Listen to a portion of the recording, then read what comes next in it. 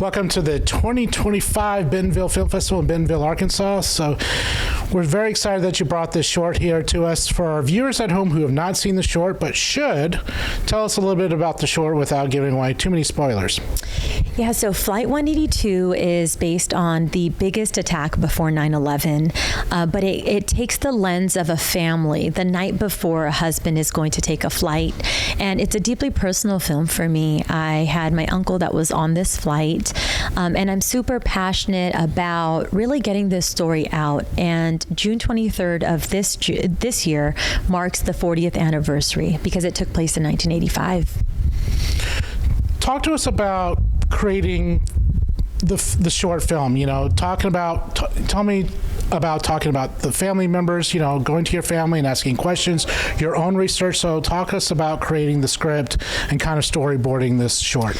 Yeah, so I have been living with this story my whole life, and yet it was a very polarized issue because there wasn't a lot of government accountability for what happened, and this flight accident that really landed in the Atlantic Ocean. And so the politics of the time really negated what actually had happened, that there were 329 lives on this airplane that went down in the water. And I felt scared. I felt a lot of fear, and I think there was a resistance around the community who knew what this was, but to be able to openly talk about something that isn't acknowledged in a public narrative, it was going to be a challenge. And yet I didn't want to make this a documentary. I really wanted to make a narrative film from the perspective of a family. And so I ended up, in the pandemic, this idea was very universal. All of us are scared. There's violence everywhere around the world. There's flight crashes that are happening. So what does it mean to feel safe or unsafe? And then that really catapulted me into writing this short film. I always knew that this was going to be developed into a feature, but I had to start with the short for people to see, first of all, what was this story and what was I imagining in my mind? And I ended up winning a grant from the Coalition of Asian Pacifics in Entertainment.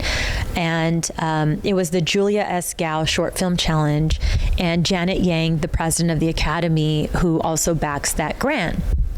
I remember it was the middle of the strike and no one knew what was going to happen. And here I was with this blessing of financial backing to go make a project that I loved.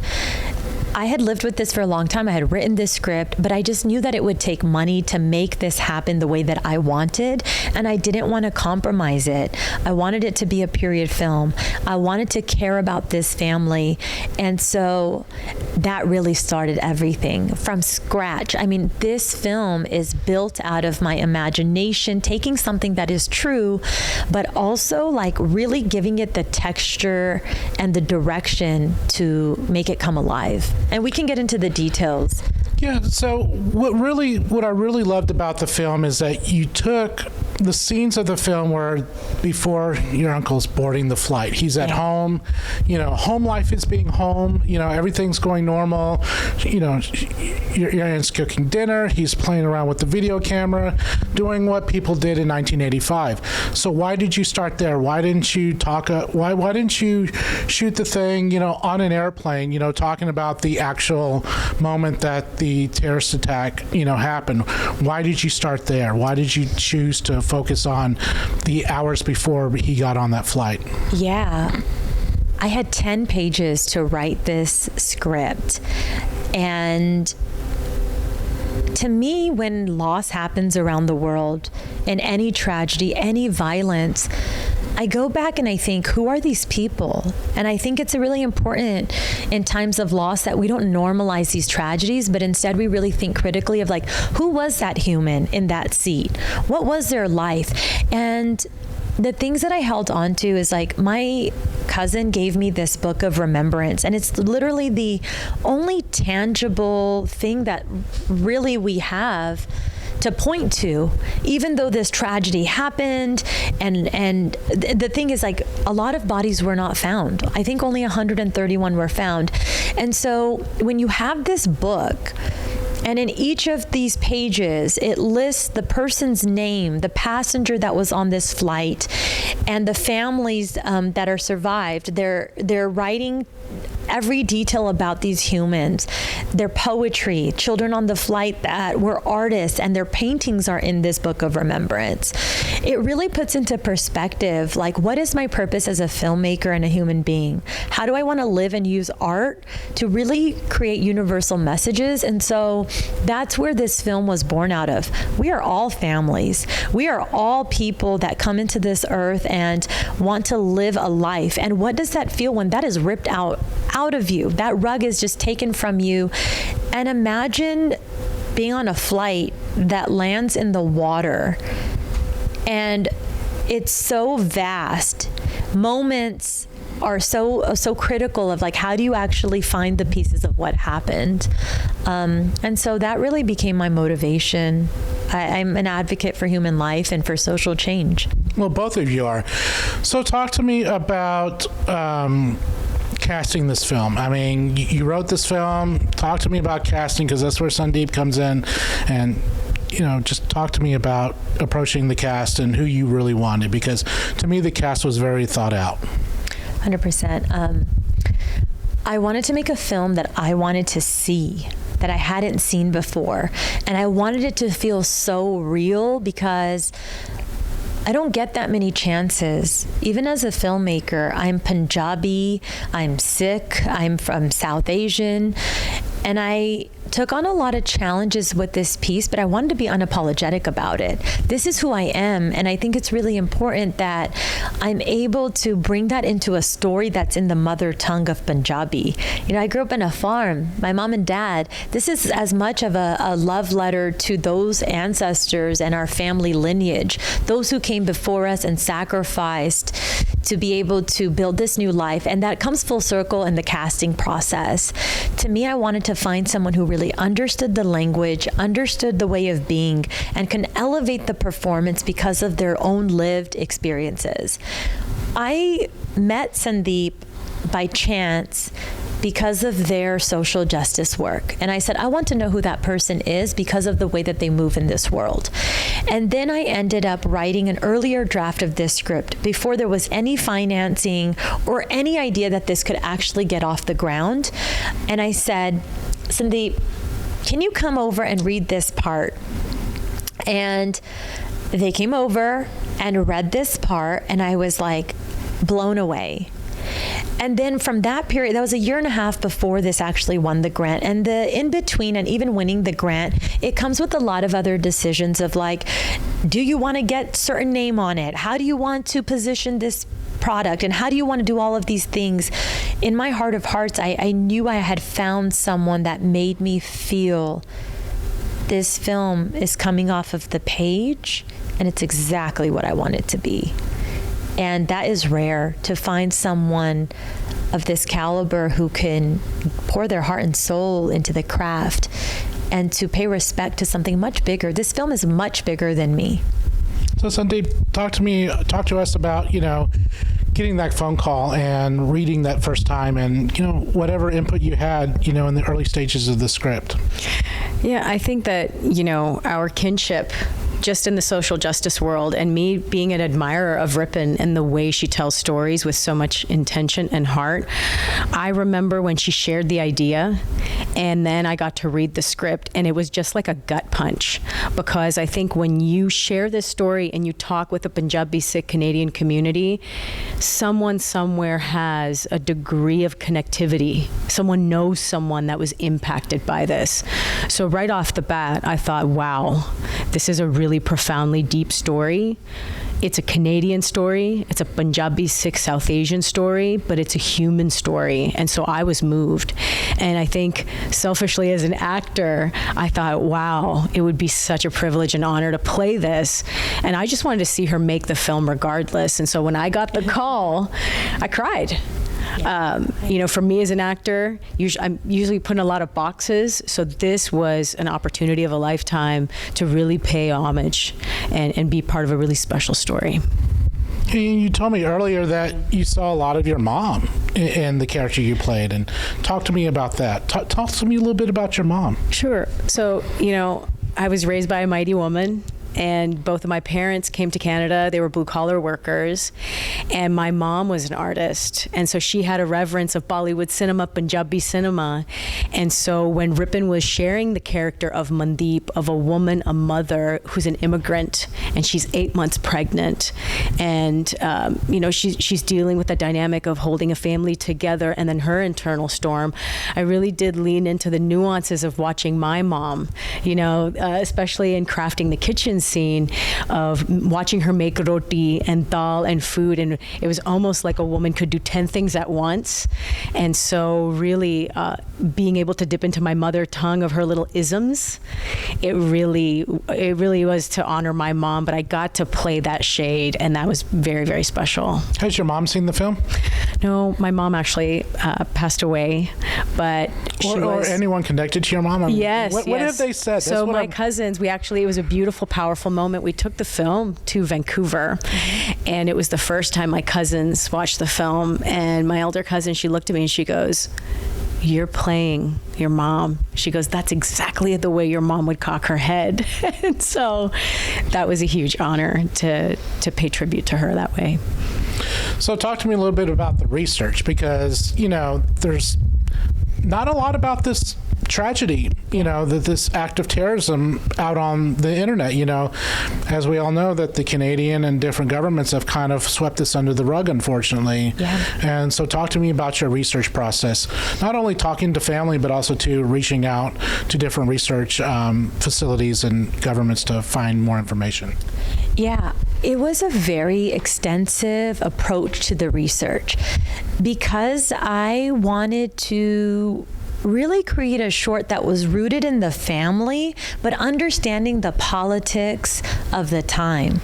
And there's so much terminology that has to be used properly, because this is a very sensitive tragedy that has happened, because as you mentioned, it's so intricate politically. And I was thinking, in a short, how do you actually contain it and make it digestible for an audience? But you got to know all the things that don't even land on the page, so that you can direct and inform this world in the way that is true and honest to the work. So my deep research went from everything from source material that was given to me from my families, and then I started making calls to all of these different people in my community, people that are experts in they're scholars, and they're academics, and they're historians. And I spoke with pilots, I spoke with ATC controllers, I spoke with people, police officers, people with Canadian roots. I wanted to get the most well-rounded perspective, so that every word and every sentence that was being put in this script, I knew why it was there and what it meant. To me, that is a responsibility that I truly carry as a creator, is to know this story inside and out, so that you know exactly why am I picking everything from the production design to the shots to the performance, because it all works collectively. And so there was a lot of research. I'm talking everything from public inquiries, documents and reported government documents from the legal case, to now there's a first ever digital archive that was launched at the McMaster University. So I really think that those who came before me, using that knowledge and human connection to understand what it is that we're trying to say in this story and make it relevant. And it is also a tricky balance, because it's so specific, but I know that there's the universal and the specificity.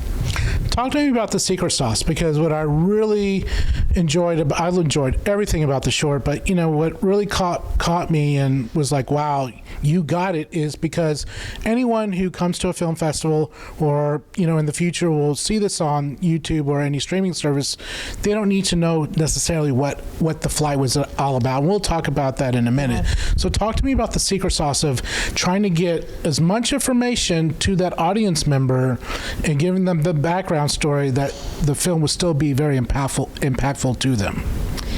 Yes. everyone knows family. Everyone knows love and knows loss. And I think when you really contain storytelling in a theme that is human and digestible, that's everyone's story. I remember going to the 9/11 Museum in New York, and there's this one room where it says, there's this wall with everyone who's passed away, and it says, because this story could have been about any of us, it's about all of us. And I think that sentiment, it really resonates with me, because any act of tragedy, if we don't acknowledge it and it's not in the public narrative, then that becomes a deeper issue. This, even though it was the biggest attack before 9/11 and before Lockerbie, it's not in the education system.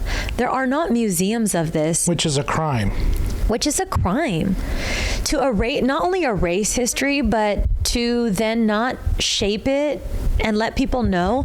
I think that to me is like what drives me as a filmmaker is I want to prevent recurrence. If we don't learn from tragedies, if we don't learn from statistics, and we don't know how to amend situations and prevent them from happening again. And that is the deep work that I am really committed to as an artist, is how do you use story for actionable change? It really showed. So let's talk about the scenery, the set, because you spent very good detail in getting the set really prepared. You know, everything was perfect. I mean, I felt like I was in 1985 again. I felt like I was, you know, in my home in Garland, Texas. I mean, all the homes look like that. So talk to me about your location and the painstaking detail that you put into it, with the countertops, the kitchenware, the video camera that your uncle is using, the just the clothing, everything. Talk to me about that, because that's what makes this film so genuine. Thank you for, first of all, seeing all of these elements in this film. It is so intentional, everything about this film. And when I was everything from when I was writing it, I was thinking, like, how do I allow people to be invited in so that they can see a part of themselves through this cinema? And so, but it's always a puzzle. As an independent filmmaker, there's X amount of resources and you got to deliver on it. And what I really did was I had to really unpack this puzzle. And that meant, because I wanted to do airport scenes, I ended up finding a location in Los Angeles, but I could only shoot there for half a day in order to not break this budget, which is under $25K, right?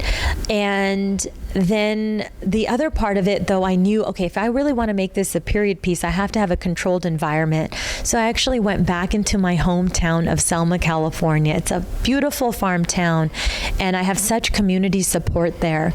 And my dad is essentially like my location manager on this. And we're driving around in his truck, and we're just like, I'm like, Dad, it's gotta have wood panels, and it's gotta like have the rug in it, and it's gotta, and I'm like, so in my head just, and he's driving and he's like, you know, we'll find something. And it's one of those towns where you're just like calling up uncles on the spot, and you're like driving around.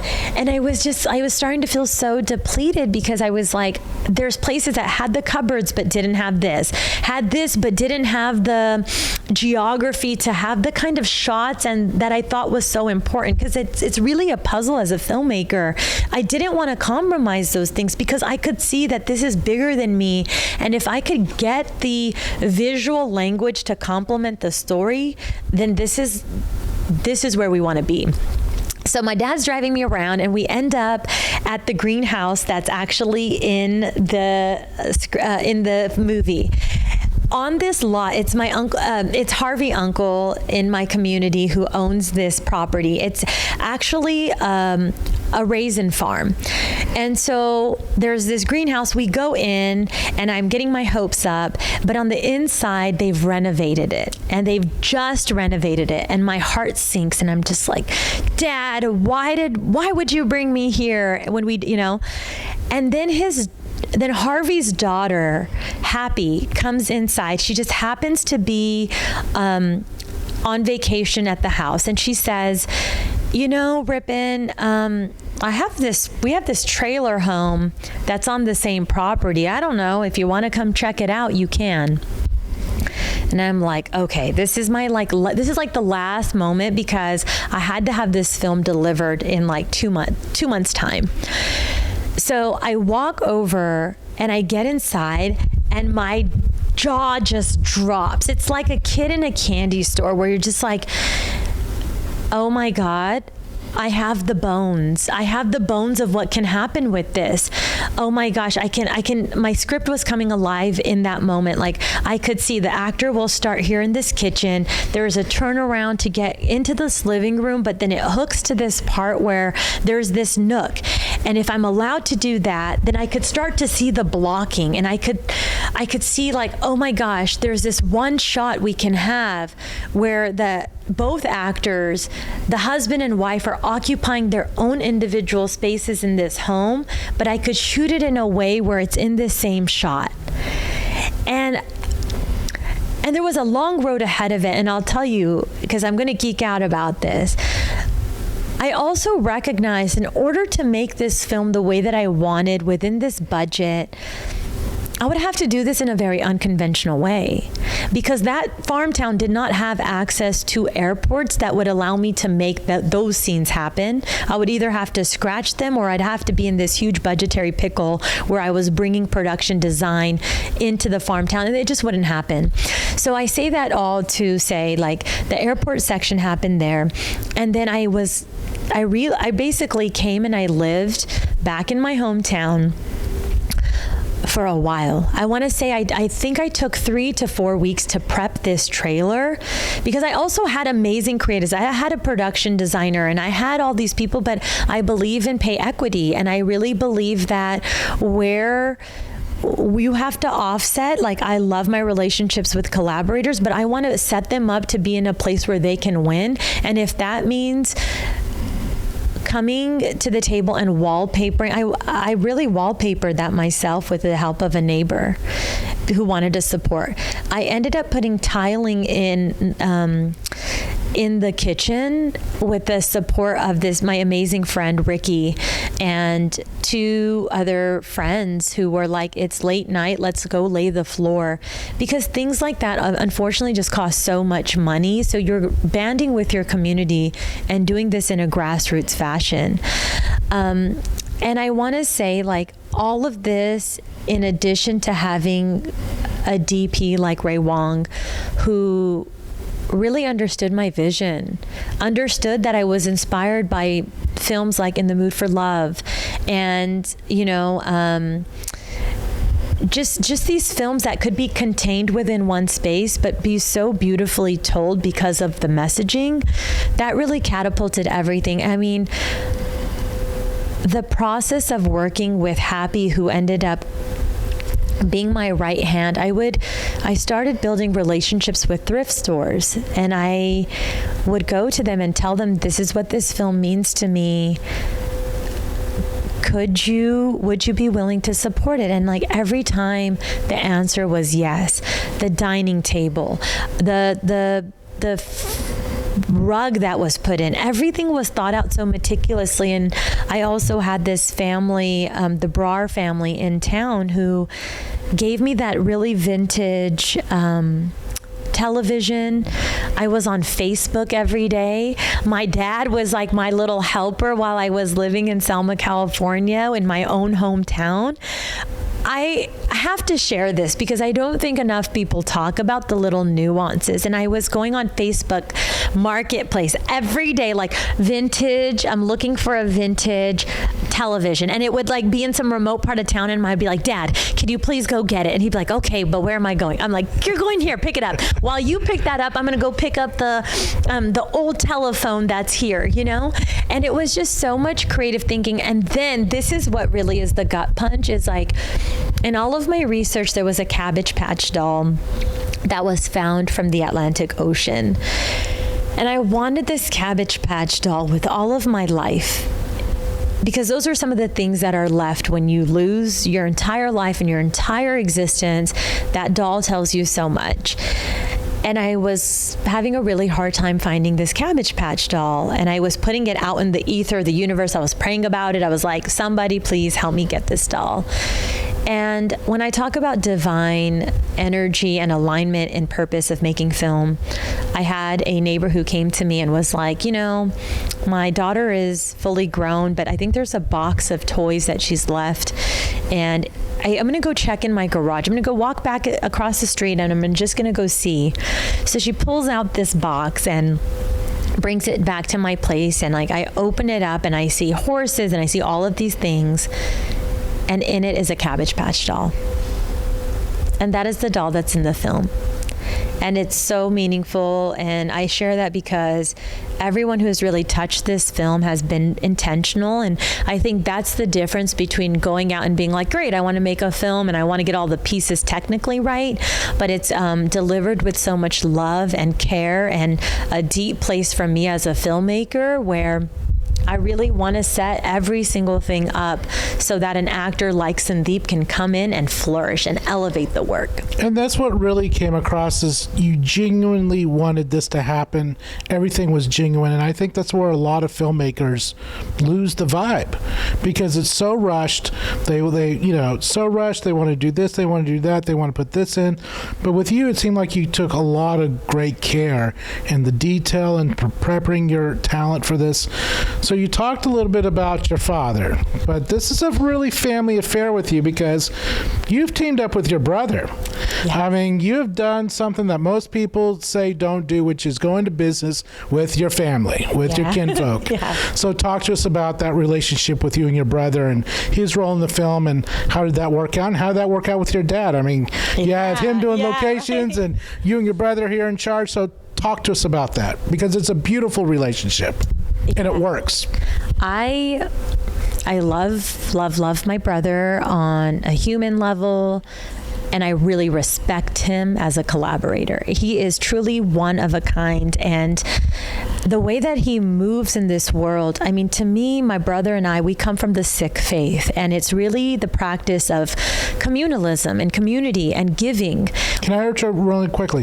For our viewers at home who are not familiar with the Sikh faith, because the Sikh faith, your community is a lot like the Jewish community. You take care of not only your own, but everyone else. Because to my understanding, your temples have kitchens that feed the poor and feed anyone that wants an honest and warm meal. So talk to me about the Sikhs and the Sikh community. Yeah, so Sikhi and Sikhism is really founded on this fundamental principle of giving of yourself for the greater good. And that has been the bedrock of my entire life. By the time I was like 5, my mother and father were taking me into the temples and the gurdwaras and saying, go clean strangers' shoes and put them in the cubbies. Go in the kitchen halls where all of the old aunties are and go be, you better be making food, cutting up vegetables and, doing all of those things. But when you come from a place of such honesty of this is bigger than me, this life that I'm living is for community, for humanity, where it's not divisive, that to me really instilled the type of person I wanted to be in this world. And my brother is really a symbol of carrying that forward. And his mindset, really, he's been my biggest motivation in many ways because we didn't come from film. By the time I left UCLA, I was going to go on to grad school and ended up pivoting, working for the Directors Guild. And my brother was the very first person to say, look, we can do this thing where we have supporting careers and we take this money together as siblings and we pull it together and let's go make something. And I remember he had been on Issa Rae's first web series. And he came home and he was like, let's write something and we'll make it happen. It was so grassroots. And I've never lost sight of that, even as the projects have gotten bigger and more budgets. It's that essence of working with my brother and having a joyful time and making something we love, because his vision has always been, Rippin, guess what we can do for the generations that come after us? he's always led with that. I mean, he was a star athlete growing up, and so he was always very well known in our community. And I think for him, that whole idea of like, I am living not in this life just for myself, but because I know that the impact it can make. He constantly reminds me, look at what we can do for the kids in Selma, or look what we can do for the kids that are Punjabi or South Asian or from places that are othered. We can actually create unity. And so every project I've done, my brother has played an instrumental role. If he's not acting in it, he's produced it. He's been a rock for me and has really elevated me to become a filmmaker who thinks very big and is like, oh, okay, even if those are the resources on the table, I'm going to go make it happen. And so when we were making this film, even though I still made him read for the part, I was like, you're my sibling and you're not just going to get a freebie at this. And he took it with professionalism. He's like, look, I want this film to be great. And if I'm not the right one for this part, then let's make sure it is the right person. But he's stunning. He's a great performer, and honestly, it's a gift to have that level of chemistry between Sundeep and Gurinder. And you two have this chemistry too. So Sundeep, talk to me about when you arrived in her hometown for the first time. What was it like to learn about her childhood, meet her family, meet her friends, people that could tell embarrassing stories about her? So talk to me about arriving on set and really immersing yourself in her family and her, life. For me, it was such a heart-opening experience. I remember walking onto set, and it was like walking into a time capsule. Everything from the way the masala dabba was set to the dishware that Rippin chose and the location, it was such a boon. And then, there was a moment where we broke and we were having a meal together as a cast with crew.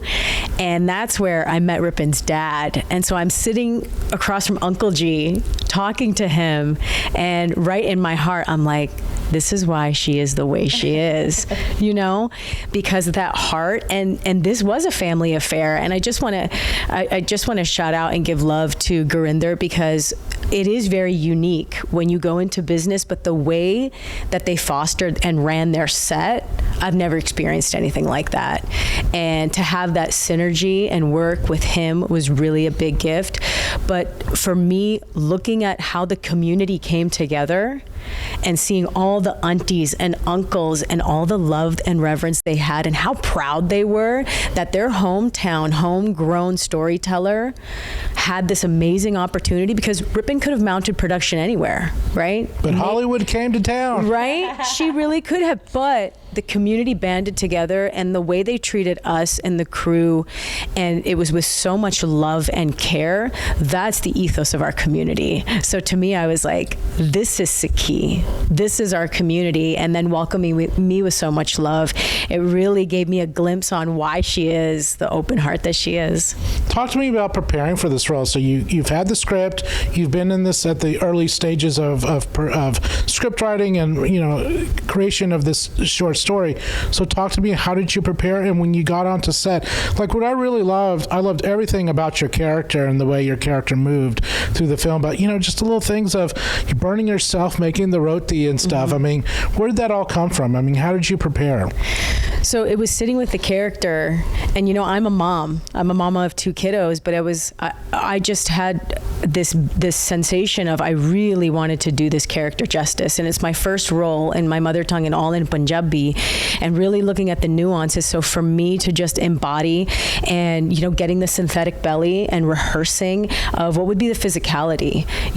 It's the month of June, it's hot, and how would she carry that in her body? And so for me, ruminating on the quiet storm that was brewing in there, and also of the pillars in our family, these amazing women that we come from, and their silent storms on the inside, of observing my mom and my aunties of when, they were feeling something but showing very little, or they were brooding, but they still had families to take care of. So for me, the prep work, because I felt such a huge responsibility, and this was such an amazing chance, that I really wanted to immerse myself in Mandeep. And then even when we were, we got on location, Rippin was like, hey, you know what? You could stay at a hotel or you could be in the space. And the trailer had some rooms. And so I was like, you know what? I'll just stay here so I can get a lay of the land of how Mandeep would move effortlessly in the kitchen. And so it was an amazing experience, but I really just wanted to do justice to the character.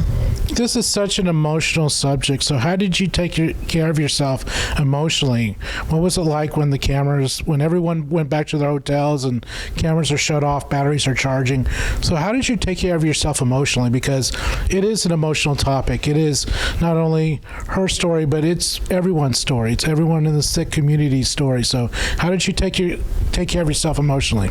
Yeah, I think it being our story, for me, just to step back and talk to my kids, because then I was separating from Mandeep and I was hearing the voices of my children and speaking to my partner and my husband, and so that gave me that semblance. And also music is a big part of my practice, so listening to a certain song would kind of detach me and put me in a different place. So that was one point of self-care that I had. What's on your Spotify list? Oh my gosh, everything from Run DMC to Celine Dion. That is awesome. So we're filming this thing in your hometown. You got family involved. You got neighbors involved. Neighbors' kids are involved. What was it like to get the community involved? Because you are bringing Hollywood to a place that makes raisins in the red box. Literally, right? And it's playing for Canada at that time. Yeah. The most beautiful part is I've now taken multiple projects back into Fresno County. And every time I do, I also want to make sure that young people get to be on the set, and I invite them in, and I want them to see what I was unable to see when I was growing up. Because had I seen that, maybe, possibly, the entry point would have been a little quicker. And what the response has been is it's like now, after several years of bringing different projects, they get it. They're like, whoa, like there's a legit lighting truck that comes, there's like a camera truck, like there's like, this is a real film. And that's like, to see their eyes light up and let them be a part of something. Like, yes, I wrote and directed and produced this film. It is not just my film. It is our film. It is a compilation of everyone who gave to this, and it continues to be with those who consume it. And I will always continue to lead in that way, because I just don't make films from an individual standpoint. To me, it is so important to also give back to the well that I pull from, and that's always been like, I'm so proud to be from a farmland, and I'm so proud of this ability to reimagine places. I think that is a superpower for me. When I looked at that place, like the example of taking this greenhouse that had an exterior but is in the middle of nowhere, that's like a raisin farm, I knew in my mind, I can take that, I can shoot a plate of that, and then I will speak with my amazing VFX friend and colleague, Manmeet Singh, who's brilliant, and say, hey, is it possible that we can put sort of these mountains in the back and take out the wiring? Because I love the framework of this. Can we do some cleanup work? Because I would love to use it for a shot. Because I want to make sure that we, as much as possible, can take these things back into an environment like Selma and really encourage young people that I want you to feel seen. And if you can feel seen and have access, I'm grateful that I'm able to encourage other young people who are now pursuing the arts in ways that they never thought they could.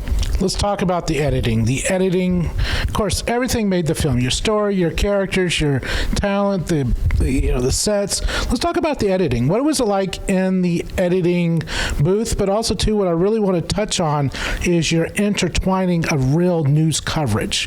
That was done so very well. It wasn't like hit you in the face. It flowed very well. So talk to me about that decision, but also to general editing, and what did you guys use and what decisions were made? I love my editor and respect my editor, Kenzie Woodrum. Everyone should love their editor. But when you talk about building laterally and growing up together in a way, Kenzie and I found each other through the documentary world. She actually edited my previous film called SEVA, which is about Sikhism and using the practice of communal cooking to combat hate in this world. And so she has a second hand with me in terms of knowing my taste, but it's been a building block of doing so many different projects together. And so I came to her, and this is her first narrative film that she's cut. She has a ton of doc experience. And I just said to her, look, I know we can do this. What would it look like? Would you want to do this film? And because of our doc world, we can take something that's really happened, but as sisters in true sisterhood, let's build this out. Let's bring our skill sets together and see what we can happen. And she also animated all of those parts that are of the airplane. And I tell you, I love her to death. She's so talented, but that's where I think innovative, imaginative work as a filmmaker and a collaborator comes in. When you trust each other. And I was like, look, I just didn't have the money to go and shoot a scene in an ATC room for the short. I know that's forthcoming in the feature, but we sat there and we said, look, what can we do? Let's create a look. Let's create an auditory experience. Let's make this sound heavy. And she and I worked it, and we worked the story beats, and we worked the film. I mean, the editing on this film is just paced so specifically and intentionally, and that's a testament to us being in the edit bay. Like, we were in the edit bay from the moment we have this footage. Again, it's also like the responsibility I feel I have as a director is to set up my team to win. And they set me up to win, and I set them up to win. So I've looked through the footage, and I've said to, everyone is a specialist in their own respective field, but it is my goal to say, look, hey, I've looked through all of this footage. This is where I'm leaning. Let's go make a first assembly, and let me see what you come up with. And I think to be able to look at your blind spots as a creative and trust people to bring their best, it makes the work better. And this is what came out of it. And I just really also want to acknowledge that these are relationships I've built of being in the business for like 19 years at this point in one way or another. And it's really like the Brett and Ken who run Sound Brigade did the sound for this. It's incredible.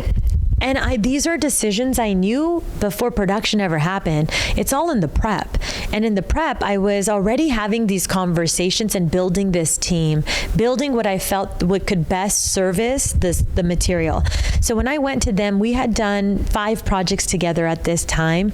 And I said, look, you guys, I know you're award-winning, Emmy-winning, all the accolades winning post-sound house.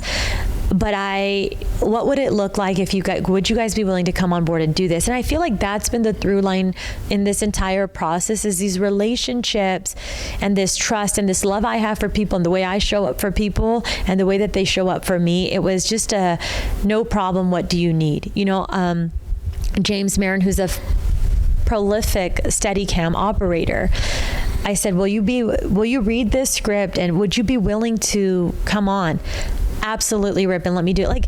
And I think that's the thing that feeds back into what makes this film so special on a technical level, on a visual language level, but also like in performance, is how everyone has come together. The production designer, Daniel Broadhurst, amazing, incredible, because this film cannot get pulled off with that kind of budget, and I'll be the first one to tell you, unless you have people on board who are invested in what this is and are willing to show up and make it happen. Everything from like first AD, I want to give thanks to everybody, because you look at that film, I look at that film, I'm like, I made that film? Whoa, like that is a very special film. So we've talked about the editing of this film, which, the editors did a really good job. So talk to us about the diagrams and like the stuff you did before you got on set, because to me that would really help you guys edit this film, because what people don't know is you have a camera with a lot of data cards, hard drives with footage, and you got to put all this magic together, because a lot of times you film stuff out of sequence. Yeah. So talk to me about prepping that, your diagrams. You talked a little bit about finding the material, but tell us about, 2 a.m. laying down tile. I mean, those are fun stories. Yeah. So my thing is, I like to pretty much create a blueprint visually that I can give around to an entire team so that everyone is on the same page. And once I had this script that was locked, I go in and I think, what do I want this to look like? And everything from shot deck, and I just go down and I'm like, what are the films that inspired me? What are the shots? And I start to create individual boards for every single section of the film. And the thing about me too is like the way that I direct and the way that I write is I'm also thinking about editing order in my mind. And I'm really thinking about when you have X amount of time, how many shots does it go in order? Like how is this going to lay out? And I almost create like a super rough string out of an entire film that I will shoot on my phone. That's some of my earlier stages. So I'll guide you through. So I do my shot deck and I create my visual boards. I will create boards for every department, and they're an iteration of what I call my master boards. So my master boards are like, hey, this is visually, it'll literally take you through the film as I see them from a launching point of like film stills that exist in the world now. And then I will start to articulate the language. It's not even technical. I won't even say like, oh, these are the exact lenses and this, because again, that's the freedom of the DP and the camera team to come in and elevate the work. It's the trust you have Yes. in them. Because if you don't trust your DP, you have no business doing this. Absolutely. But I think the groundwork is so important. It's like going to practice before you get into a game. You know, you're not just going to like, oh, great, we sort of have an idea and then we're going to sort of get into the game. It's literally like, okay, we have been practicing hitting, we've been catching, we've been throwing the ball, we've been in outfield. I'm using the metaphor of baseball in this circumstance because my brother's a baseball player. But then by the time you're on that plate, you have done everything you possibly can to then be there. Whether you hit it this way or that way, that is on you, but you've done the prep work. And I love that because literally like, First for me, it was also working with, I have another producer on this, which is Martin, and just letting him know like, hey, Martin, this is exactly what I want to accomplish. How do we make it work? I have an executive producer on here that did the Peanut Butter Falcon. Again, it's my relationship for many years. He's like the godfather of the film. And I'm saying to him, this is exactly what I, want to make happen. But these visual boards become my master board. And then every department, I really take an active role in the hiring process. I will interview, I will look at portfolios, and that's really because of alignment. Like, people can be amazing in all these different films, but what does this film need at this given time? And that really informs how I build the team. And I want to know, like, what do you come to the table with? So I will ask a production designer, I've seen your portfolio, but what does it look like specifically? Or these are the details of, the home cooked meal. What kind of food work have you done before? What kind of period pieces have you done? But once the team is built, I'll fast forward that part. Once the team is actually built, I am as transparent of like, this is what I would love to have. These are my anchor images for the scene. This is what it feels like. This is what it looks like. And I think having a partner like Ray on this film as my DP, we had so many conversations about this family. He comes from an incredible world too, where we have a shared experience of the Asian experience. And his background is also in social justice work, So we understand the responsibility of how does the camera and the language and the lenses, how do they all humanize the performer in a way that feels real? So when all of this was happening, I would go back into the trailer and I would stand in for the actor. I would do it, and or sometimes I would have my neighbor stand in, or anyone who was showing up, and I would say, because before I come to an actor like Sundeep, they're going to make it their own thing. But I have to be prepared enough to say, look, I have thought about the movement, I have thought about the table, I have thought about these things so that we can have a starting point.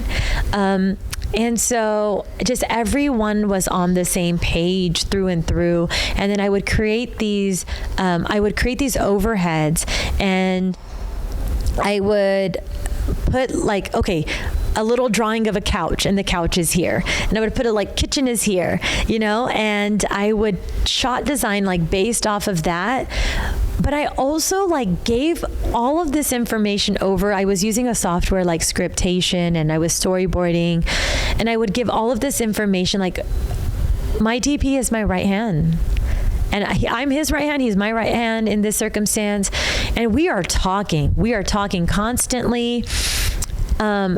And I love that transparency, because I think when you get on a set and you're up against time, you're up against weather conditions. It was so hot in our hometown.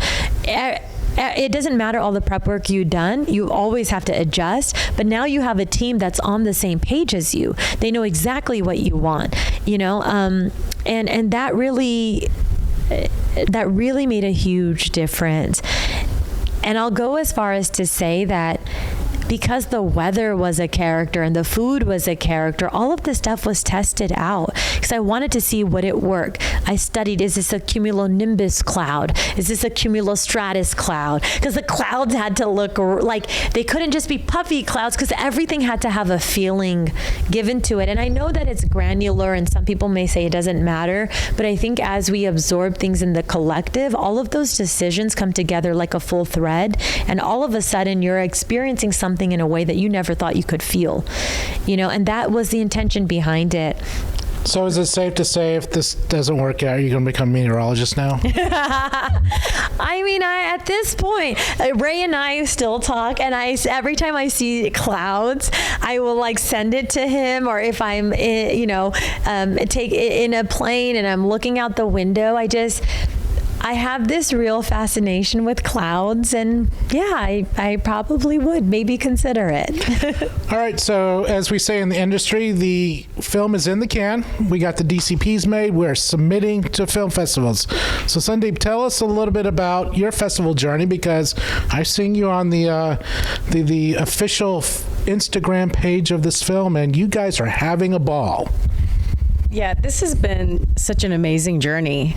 I think that this film has opened so many hearts, and we've had so many tender moments of sharing this story. And really, we've seen it a multitude of times. And so this is something Rippin and I were reminiscing about, that it's always heartwarming to hear the audience's response. And I think that, this is our first time at Bentonville, and everyone has welcomed us and the story with so much love. And this space is really special, that we have an intersectional space celebrating this story. So we're excited for the journey, and again, every space we've been in has really been special. So it's wonderful. What have the conversations been like with audience members that have come up to you after the film? What have those conversations been like with you? There's a lot of moments that stick with us, but especially, me being Canadian and us bringing it into the Canadian space, that I remember after one particular screening, and even Seattle, I think everywhere we take this story, people stop, and the overarching response is either, oh my God, I didn't know that this happened, or it's someone who's been impacted and they say, thank you for telling the story of our community, and thank you for the way you told it. Yeah.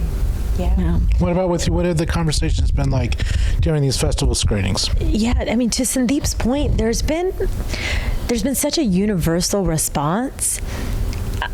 And I remember at the Seattle screening, three things really stick out. I mean, I had a young girl come up to me and hug me and just start crying and said, thank you for unlocking something so deep about my ancestors and this story.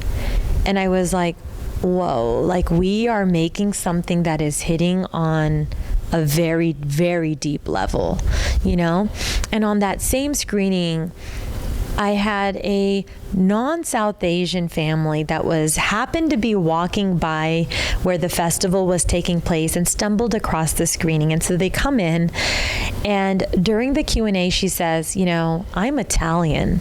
I don't know anything about this history that's happened. I don't know anything about, certain elements. But what I know is we cook. I'm Italian and we cook, and my family is in that kitchen. And so she identified with the family. So it really reiterated that there are no boundaries if we don't choose to see them. And if we choose to see ourselves in the universal experiences, that is where film can really change things. And the last thing, in that same screening, I had someone who had driven from Washington to get to the screening, and she said, I saw that this title was Flight 182, and I read the synopsis, and I knew I had to come watch this film. And so she for a short film. For a short film. And she said, I had an uncle who lost his whole family on this flight, and he was with us the day before he took his family to the airport. And it's carried with me, and I've never processed it. And I just saw that this title was there, and I had to go look it up to see exactly if this was the flight that was part of my childhood. And she ended up also writing me this really long, beautiful email many, many months later. And she said, I watched your film, and then I came across this film in conversation again recently with another producer, and I felt compelled to write to you. And it's this incredibly long and beautiful email where someone is sharing the impact of what they have seen, and they're relating it to their own personal life. And I just felt in that moment, it's so wild how film can change things and help people really feel seen. And because I never really had that growing up, and then when you're making film in its early stages and you're writing a script, it's very isolating. You're doing research and you're sitting behind a computer and you're just thinking I'm putting words on this page. I know what this will be. But I think when I was making this particular film, in my heart of hearts, I knew that it could have the reach of that kind of response. And that is what was always pulling me on those sleepless nights when I was on the kitchen ground laying in the flooring, and when I was my eyes were crusted, and I was just I have no sleep, and I really want to make this film in this way, and I'm putting wallpaper on, or finding some random piece of furniture that's not random because it's intentional. It all is worth it because I'm on this journey to make something that is so elevated and of higher purpose, and it just was super full circle. And that's kind of been the beauty of being on this film circuit, is everywhere it goes, that's where it's meant to be. We premiered it in the hometown of the origin story, and that is where a month after that, the person who was being honored at that film festival was Emmy winner Archie Panjabi, who is known for doing The Good Wife, Bend It Like Beckham, and many other amazing film and television shows. And she specifically asked to watch this film. And so she writes an email exchange to me and just says, this film needs to be seen in the world, and I'm here to support you in all the ways that you need. And to get that level of support and to feel seen in that way, it's not only validating as a South Asian filmmaker, but you start to feel so this is not some dream on an island. This is something that is real, and it's tangible, and it's hitting people in their heart and soul, and they feel seen. And so Archie really came on board, and that level of sisterhood between Sundeep, myself, Archie, and just everyone who has supported it. And she was just Rippin, this needs to be seen. This needs to be seen. And I feel so supported. And I think that's the same sentiment of being on this journey, whether it's festivals in Canada or being at the LA Asian Pacific Film Festival in Los Angeles or in San Luis Obispo or and now in Bentonville. I mean, home of Walmart. you know that quote when people say, you know the quote I just told you, I wish I knew I could become who I am now, or something along those lines. I said it much better. I forget. But I think that, like, I come from a world that was so far away from any of this. It would have been a dream to think that I could pick up a camera and go learn and go make this happen while having supporting careers, because I don't come from that financial backing and I don't come from in routes to this business. But it's been that ability to, like, no, I'm going to do it.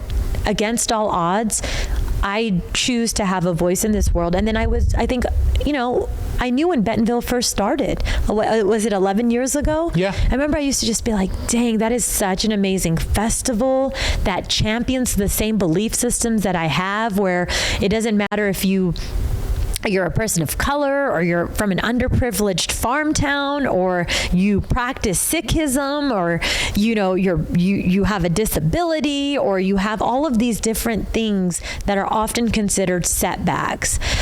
They actually look at it as a place of empowering. It would have been a dream if you would have told me years ago, like, you're gonna go and make this film that's gonna go to festivals and be at Bentonville. I would have been like, you're crazy. I'm working and doing those things, but it's not crazy. I'm exactly where I'm meant to be in this moment, and at Bentonville.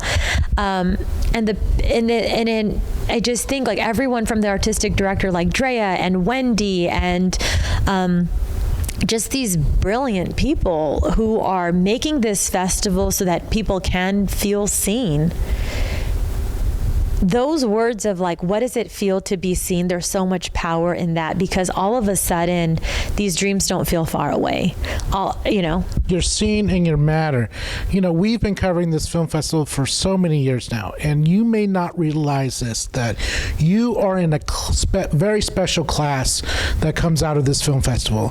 The last couple of years, there's been some incredible South Asian voices. We have had Americanish, Worky this last year, now your film. So what does that mean to you, both of you? What does that mean to you as creatives, to be in that special class where these South Asian voices have gone places? I mean, Americanish, theatrical release.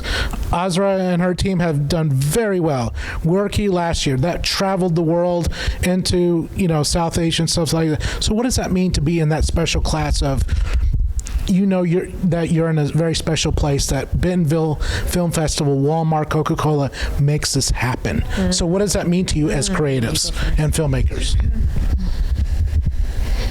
Because especially with the South Asian voices, South Asian filmmakers have done very well here and continue to do very well beyond Bentonville. So what does that mean to you?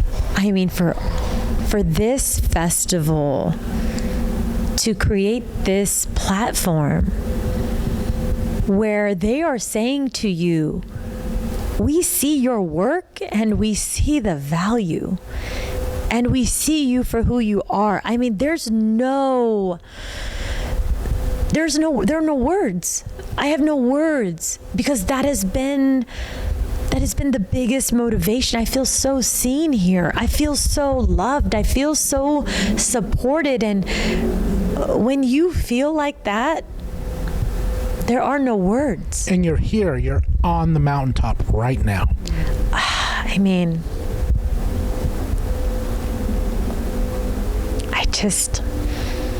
it's an emotional experience.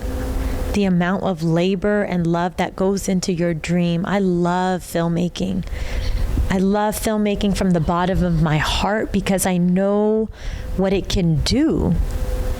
And when places like Bentonville see that, they're putting a hand out to me. And for so long, there hasn't been that handout. And someone is saying, here's my hand, let me help pull you. Let me help give you some strength, some support. And I just feel like I'm living a dream, and in the best ways. And I feel like, you know, but it's not a dream anymore. You're on the both of you are on the mountaintop.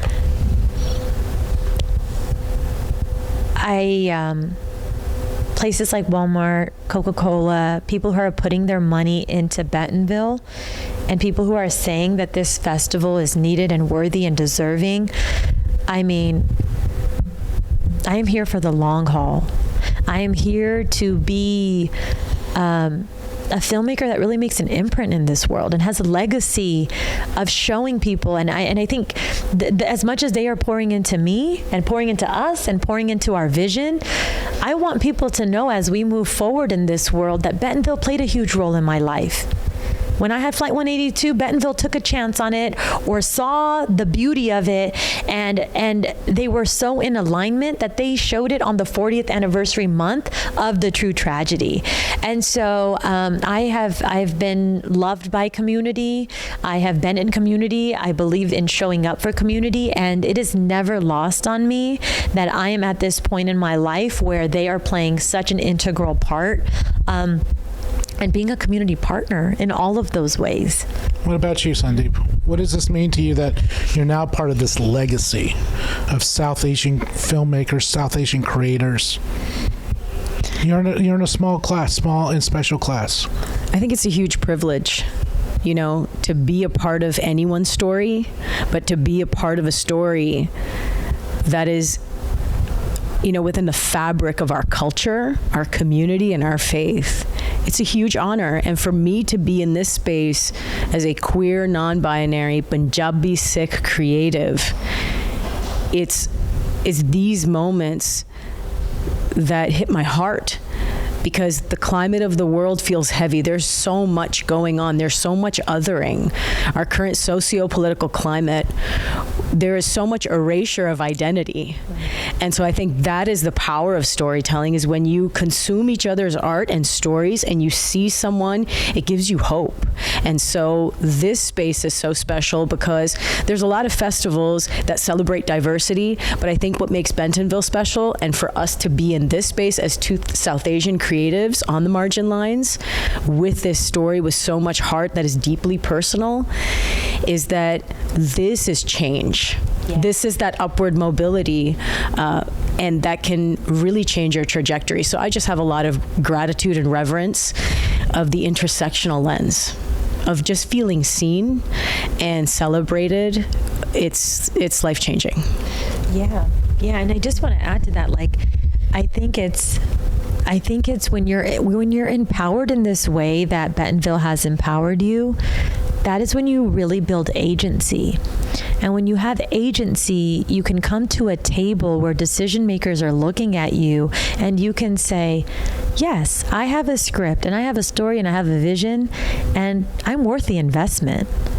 And that is something that comes from a festival like this. What did you learn about yourself professionally and personally while making this film? Oh my God. This project stretched me in all the best ways. I don't have imposter syndrome, and I say that with conviction because this film tested me on so many levels, everything from writing to directing to creating to building, and it taught me the lengths that I can go to solve a problem and be creative and innovative. And it's also taught me that when you're unapologetic about the thing that you want to put in the world and you put that out there to really find alignment, it has found all the people that it's meant to be finding, and it continues to find as I lay this track down on this rail and just let's find it, let's do it. I want to be that leader in the world and continue to really lead by example. To me, yes, I love filmmaking, but I love being a great human, and I love making sure that everyone feels that they have a voice that is deserving of being heard. And so what I was able to do in 2.5 days on a production set like this under dire circumstances where it would have been so easy to fold under pressure, but instead I dug deeper and deeper and deeper into my body, soul, mind, spirit, creativity, my imagination box that I had as a child, and I was like, Rippin, you're gonna look in the mirror, you got this. You got this. No matter, there was so much pressure riding on me in these moments of my backstage life of being in front of a mirror and being like, look, like you have X amount of money and X amount of resource and you got to deliver this and like the way that you want to see it. But as soon as I left that mirror and I was like, no, but everything that you need is inside of you, baby girl. That has been inside of you since you were born and raised on a farm, from the moment that you had, you know, a disability setback, from the moment that your mom passed away, from the moment that you lost your uncle on this flight 182, from the moment time and time again that you have been tested, everything that you need is inside of you. And I think when that happens, you take every setback as a comeback and you realize how powerful you are. And I am in this world just like ready to continue to make powerful art. What did you learn about yourself professionally and personally while making this film? That I can live in the full expression of myself and explore all the expressions of my creativity, and that I'm deeply grateful that I'm championed by amazing South Asian women. You know, I like who I am. I like what I do. I like how I do it. And it excites me. But this was really a beautiful, validating experience for me as a person and as a creative and a storyteller. So I feel just infinitely, you know, grateful and inspired that I don't have to shrink myself, and that, you know, my identity is not a fixed point. It's a fraction of who I am, and that it really emboldened me to keep exploring and keep telling stories that set my heart on fire. Yeah. So going back to why we're here because of your uncle.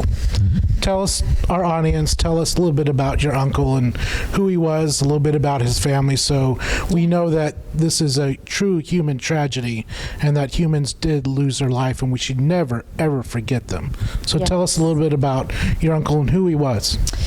Yeah, so my uncle Daljit Singh Grewal was on this flight as one of 329 passengers. And even though I wasn't born at the time of this tragedy happening, I have really learned so much about him through my cousin Prab. And I want to acknowledge the vulnerability that it takes for a family to open up and talk about things that are not easy to talk about history that's been erased in the public eye in many ways. I feel so grateful to have had that bond with Prab, to where she was able to tell me so much about her father, that he loved making movies. Part of the having VHS camera footage in this film is really a love letter to the details of him. The fact that he does that, the nuances of that, the watch, the cardinal watch that he wears, the type of dishware that was in this film, the amount of love that he had. I mean, in a time when, you know, I remember Prab saying he was so happy that I was born and I'm a girl. And it's not something that everyone was like outwardly acknowledging in the 80s, that I had a daughter, especially in South Asian communities.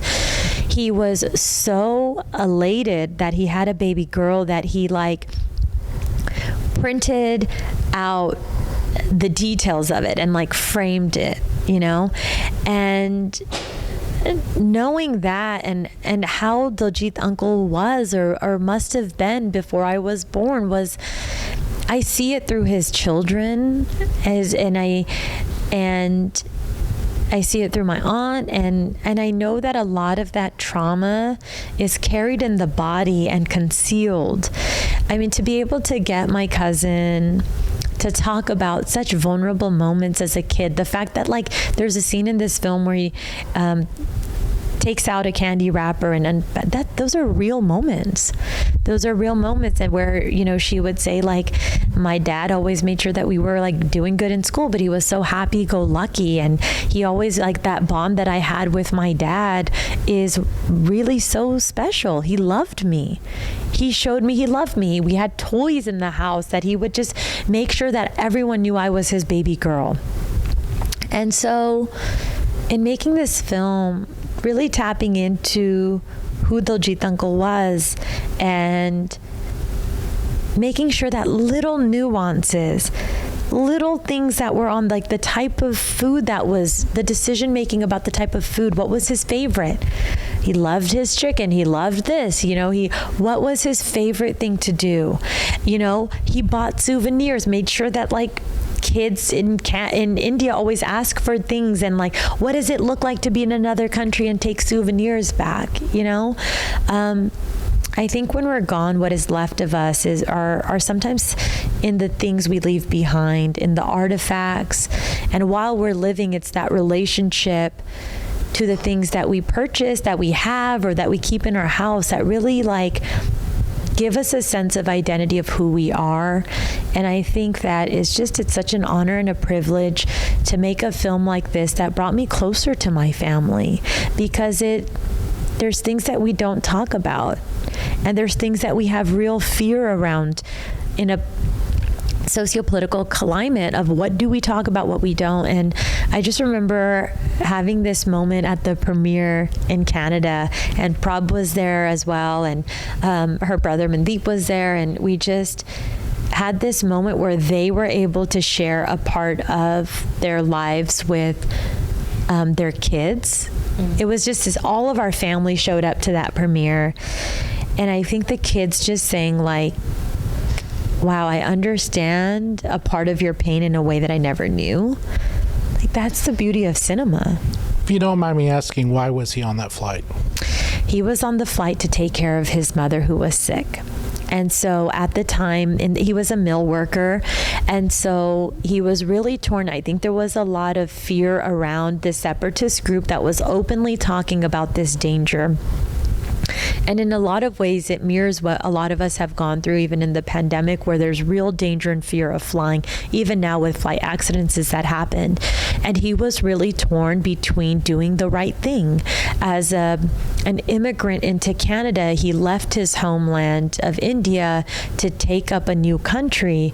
But there's a lot of things we don't talk about, is where are your families, and what is that responsibility to take care of a sick mother, you know? And when you're torn between love and duty and responsibility, and there is danger, that's the real human element of decision making. And so that's really why he was going, and he went on a canceled ticket. So that just further goes to show that he really wasn't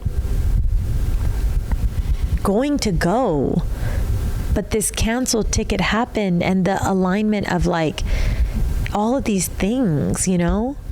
If you don't mind me asking, if you know, what was his mother's reaction that he never made it? I mean, there is a huge hole in our families, and I think there was also just like how everything was handled. There wasn't really a time to grieve properly.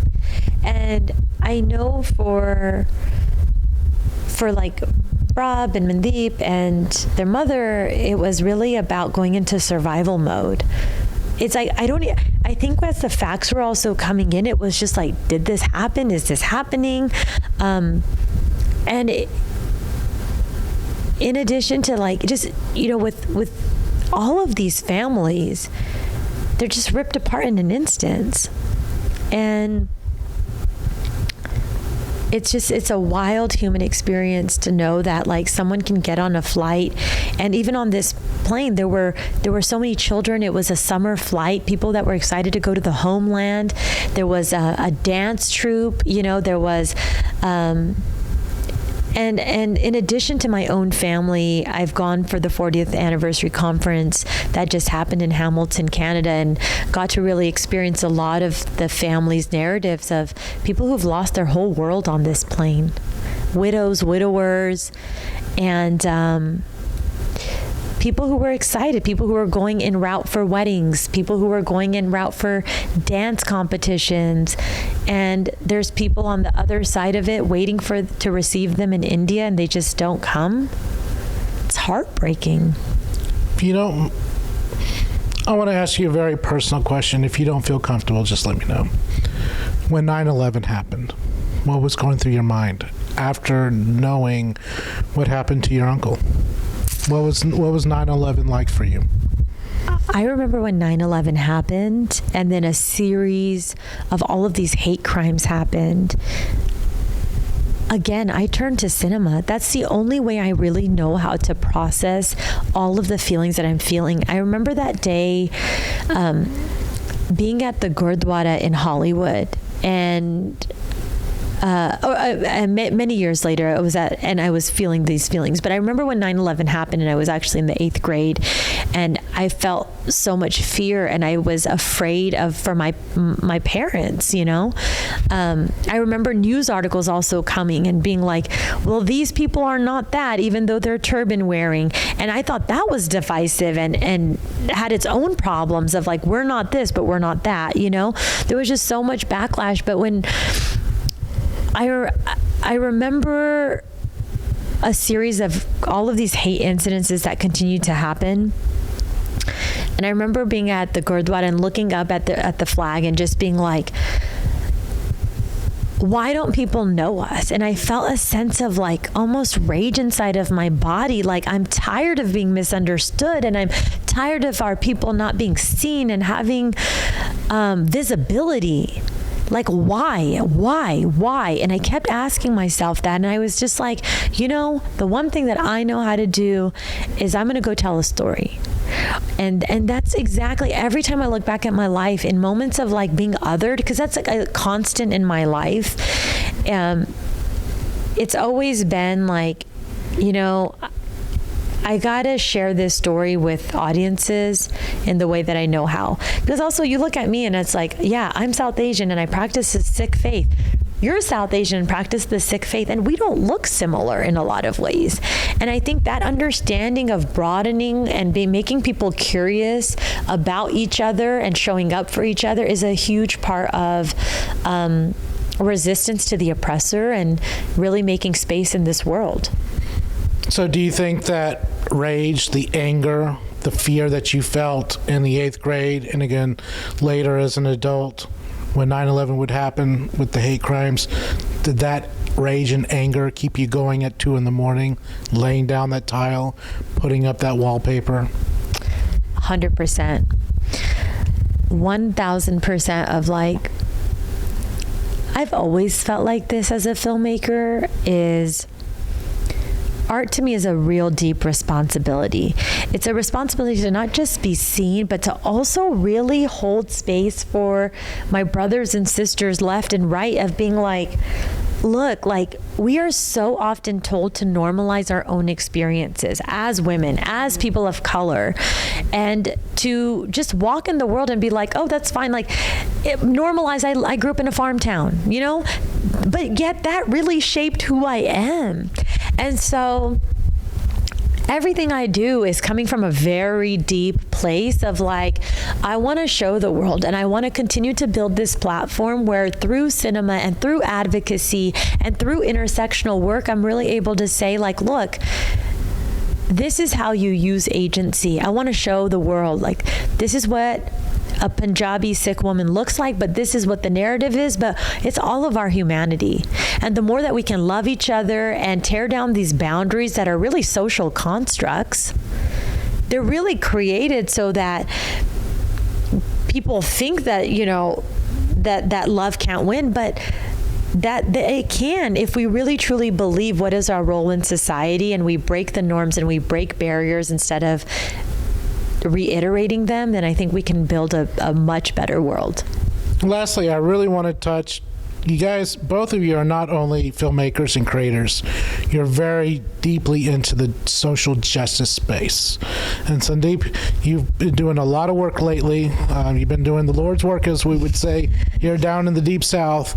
Tell us a little bit about both of y'all's social justice work and how you guys met through that, and the current work you're doing with people who are needing translation services.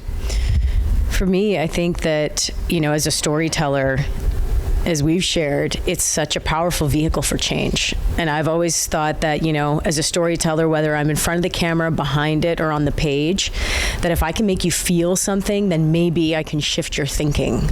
And that's my why of why I choose to tell stories. And I think that coming from our faith and our community and seeing the reverberations post 9/11 with everything that's gone on, it emboldens me to want to make change. And I think that Rippin spoke about this. One of the beautiful tenets of our faith is the concept of SEVA, which is selfless service. And in 2018, I began work with a volunteer group headed by Simran Singh. And I was attending a panel, and I heard a discussion about the El Paso 9. There were 9 Sikh men who were detained in an ICE facility, and they were on a hunger strike because they wanted to bring attention to the deplorable conditions and the lack of due process and accessibility for those that were detained. And in speaking with him, I felt this urge of like, what do you need? How can I help? And so he shared with me that the biggest barrier between them and due process was the language. And so I thought, well, all right, I'm fluent in Punjabi and Hindi. Let me offer that. And so I began working with pro bono lawyers for detainees, primarily South Asian, that are seeking asylum. And it's been one of the most eye-opening experiences. And really the lawyers that are dedicating their time and expertise are putting these detainees on a path to changing their lives. So that's something that's very personal to me, because something that is, all they've done is cross a man-made line, when we talk about othering. And so that work has been important. And I think now with the dismantling of all of these rights and processes that were put in place and what is going on in front of us, it's work that I just feel grateful to be a part of, but also changes me. Yeah, I mean, for me, it really has been about doing a lot of work with youth.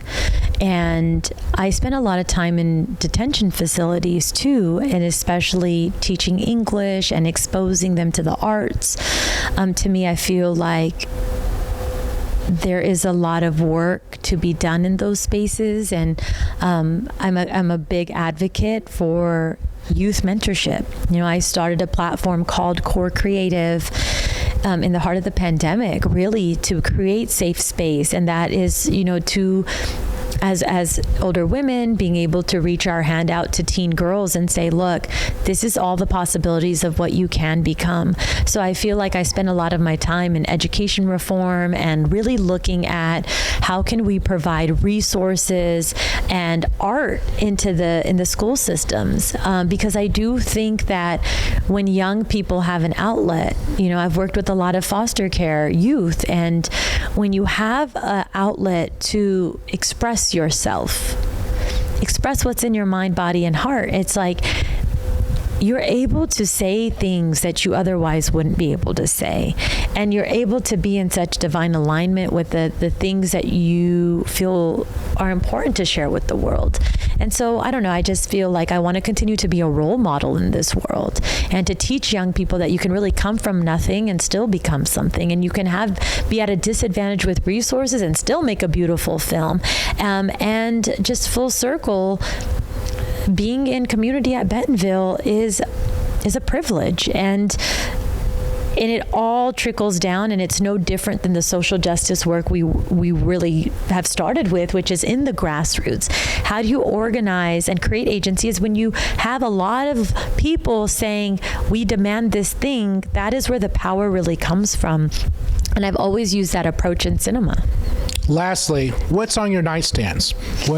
What books are you reading? What's in your Netflix queue? What's inspiring you? Yeah. Oh my gosh. I'm inspired by so many people and so many things. Right now I'm reading Ocean Vuong's most recent film. I'm reading his most recent book. But I am inspired by so many different things. Like, I find myself really walking into like random stores or meeting random people, and to me that really is the deepest source of inspiration for me, because it's like a human connection. I love things that I don't know, so I'm inspired by a lot of things and people, and I love also architecture. I love design.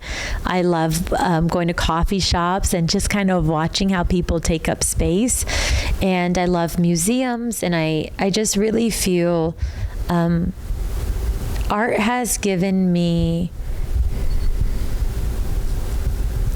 art has just really been the thing in my life that has allowed me to have a higher purpose and to dream big. It's given color to my life that oftentimes was very black and white and very boxed in. And I think that, like, it's rare, and I just love that. What are you reading? What's inspiring you right now? So I just finished The Body Keeps the Score. And I think that for me, it's a profound meditation on what we don't look at and what we hold. And then in terms of what I'm watching, what gives me levity is I just got into season 7 of Black Mirror. Nice. And it is so good. So I'm a mom. A lot of what's queued up is very kid friendly with my kiddos. So this has been a treat to watch. And it's something that you just close the bedroom door. You just close the bedroom door. Exactly. Yeah. And just, immerse yourself. But it is so well done. And I just finished the episode with Paul Giamatti, which was phenomenal. So that's what's a place of joy and recharge. But that's what I'm currently watching. And you're really into music. So tell me a little bit about your music. Oh my gosh. So my mom, her big dream was to be a playback singer. So music, I always say, was like a 7th family member in our house. Whether we had, Punjabi boliyan or kirtan or Qawwali music or Sufi music, Bollywood. And so music's always been a big part of my life. And, again, we were talking about our playlists. And so for me, it's everything from, Raf Sapera to Sidhu Moosewala to Celine Dion to, everything. So music really helps kind of center me and bring me back to one. Lastly, what are your website handles? Where can we follow your successes? Yes, follow Flight 182 on Instagram, all of the updates. And then my handle is Sundeep Morrison and R. Sindher. And my company is called Cinderella Co. Which because I it's really like love that. Cinderella. Yeah. Thank you so much for joining us, and thank you for bringing us a beautiful film to the Bentonville Film Festival. Thank you so much for having us. What a privilege. What a treat. Thank you so much.